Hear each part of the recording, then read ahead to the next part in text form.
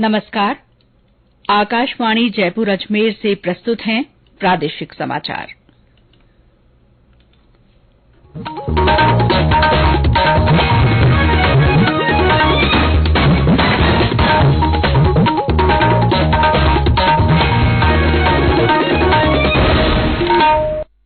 मुख्य समाचार।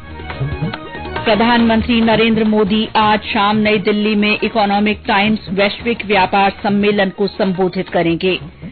राज्यपाल कलराज मिश्र ने आयोगों और निगमों के गठन और इनमें पदाधिकारियों की नियुक्ति में नियमों का पालन नहीं करने पर नाराजगी व्यक्त की। राज्य सरकार मेवात क्षेत्र के घाटमिका निवासी दोनों मृतकों के परिजनों को 15-15 लाख रुपए देगी। इस मामले में एक व्यक्ति गिरफ्तार। नारकोटिक्स ब्यूरो ने चित्तौड़गढ़ के चाकटिया गांव में एक मकान से 30 किलो से अधिक अफीम और करीब 8 क्विंटल डोडा चूरा बरामद किया। 3 गिरफ्तार। और प्रदेश में गर्मी का असर बढ़ा। बाड़मेर में तापमान 38 डिग्री सेल्सियस पर पहुंचा।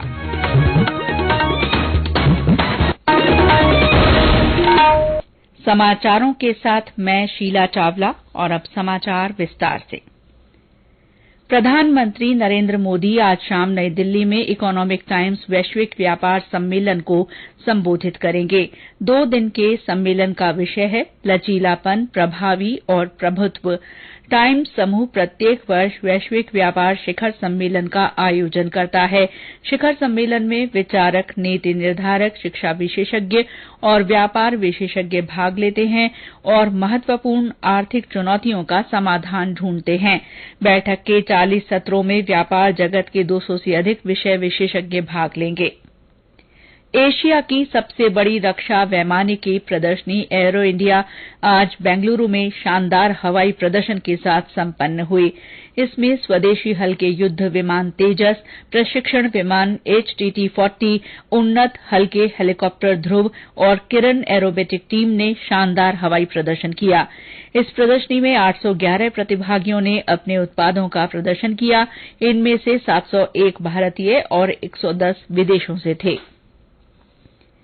राज्यपाल कलराज मिश्र ने राज्य सरकार के स्तर पर विभिन्न आयोगों, निगमों, बोर्डों के गठन और इन संस्थाओं में पदाधिकारियों की नियुक्ति में नियमों का पालन नहीं किए जाने पर नाराजगी व्यक्त की है। उन्होंने इस संबंध में मुख्यमंत्री अशोक गहलोत को पत्र लिखकर स्थिति स्पष्ट करने के निर्देश दिए हैं।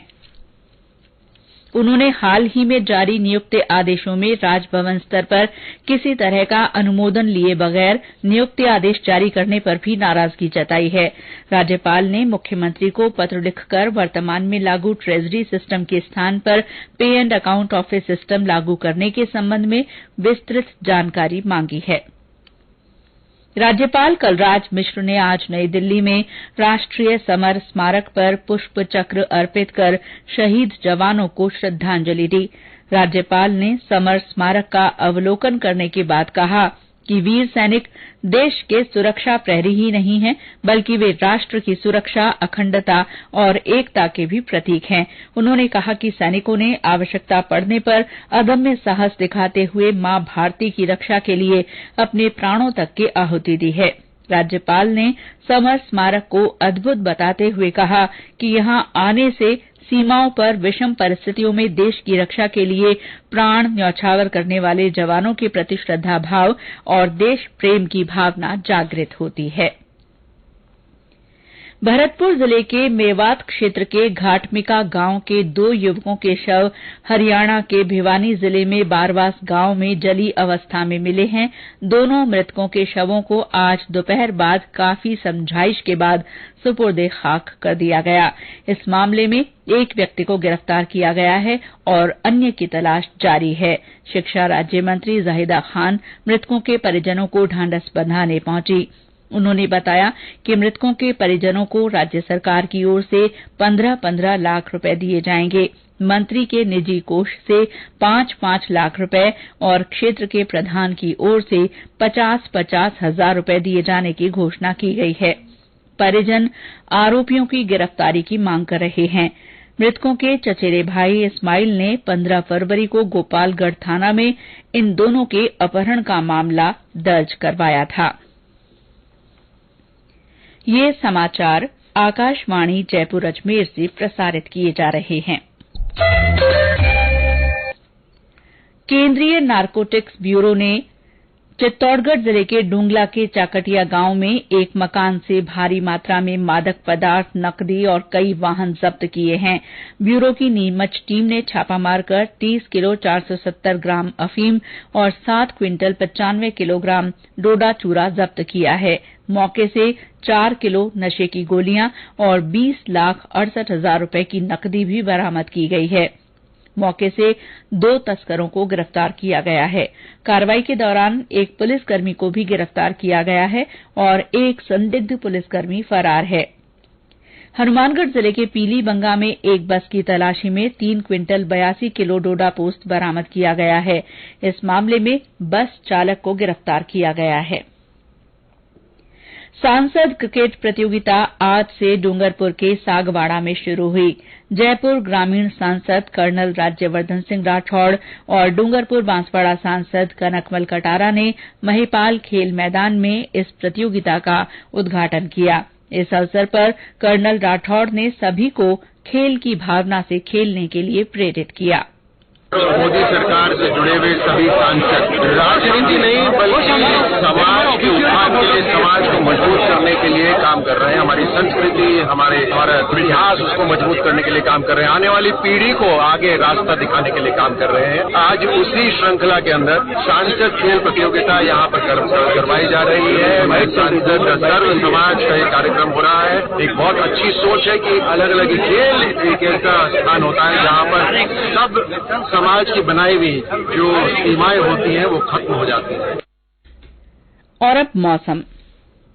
प्रदेश में पारे में उछाल से दिन में गर्मी का असर होने लगा है। मौसम विभाग के अनुसार 2-3 स्थानों को छोड़कर अधिकांश जगह दिन का तापमान 30 डिग्री से ऊपर दर्ज होने लगा है। राज्य के पश्चिमी हिस्सों में दिन में गर्मी काफी तेज हो गई है। पिछले 24 घंटों में बाड़मेर सबसे गर्म स्थान रहा, जहां 38 डिग्री सेल्सियस तापमान रिकॉर्ड किया गया। इसके अलावा जालौर में 36.8, जैसलमेर में 36.6, डूंगरपुर में 35.8, जोधपुर में 35.2 और चित्तौड़गढ़ तथा फलौदी में दिन का तापमान 35 डिग्री सेल्सियस दर्ज हुआ।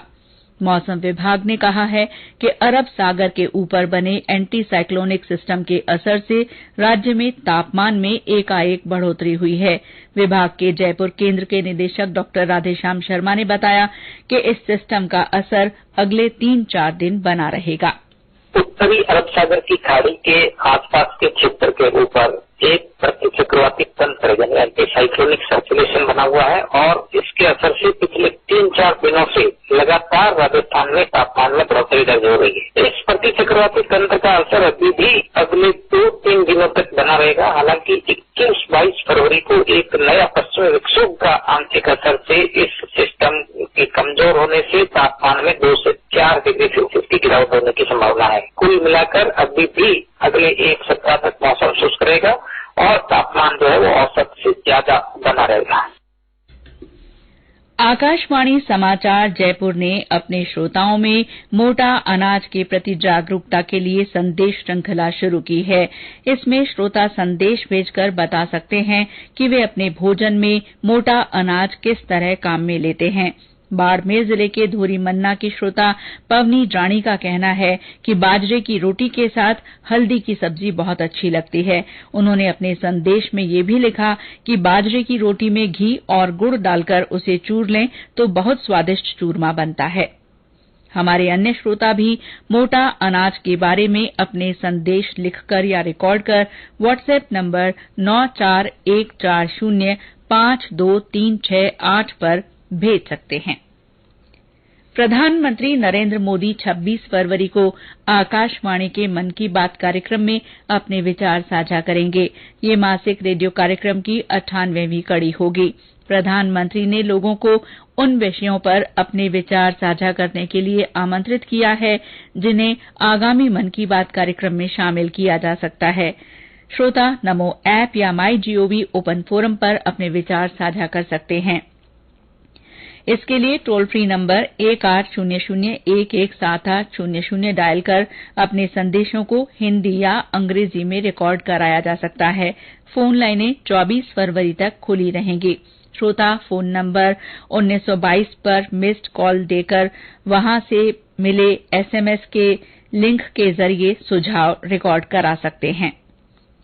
आकाशवाणी पर प्रधानमंत्री नरेंद्र मोदी के मन की बात कार्यक्रम की 100वीं कड़ी के लिए MyGov पर एक जिंगल प्रतियोगिता का आयोजन किया जा रहा है। प्रतियोगिता में भाग लेने के इच्छुक प्रतिभागियों को 25 से 30 सेकंड का एक जिंगल और आलेख देना होगा जो समझने में सरल हो और जन समुदाय से एकदम से जुड़ जाए। सर्वश्रेष्ठ प्रविष्टि को 11,000 रुपए का नकद पुरस्कार दिया जाएगा। प्रतिभागी 28 फरवरी तक अपनी प्रविष्टियां दे सकते हैं। और अंत में मुख्य समाचार एक बार फिर। प्रधानमंत्री नरेंद्र मोदी आज शाम नई दिल्ली में इकोनॉमिक टाइम्स वैश्विक व्यापार सम्मेलन को संबोधित करेंगे। राज्यपाल कलराज मिश्र ने आयोगों और निगमों के गठन और इनमें पदाधिकारियों की नियुक्ति में नियमों का पालन नहीं करने पर नाराजगी व्यक्त की है। राज्य सरकार मेवात क्षेत्र के घाटमेका निवासी दोनों मृतकों के परिजनों को 15-15 लाख रुपए देगी। इस मामले में एक व्यक्ति को गिरफ्तार किया गया है। नारकोटिक्स ब्यूरो ने चित्तौड़गढ़ के चाकटिया गांव में एक मकान से 30 किलो से अधिक अफीम और करीब 8 क्विंटल डोडा चूरा बरामद किया है।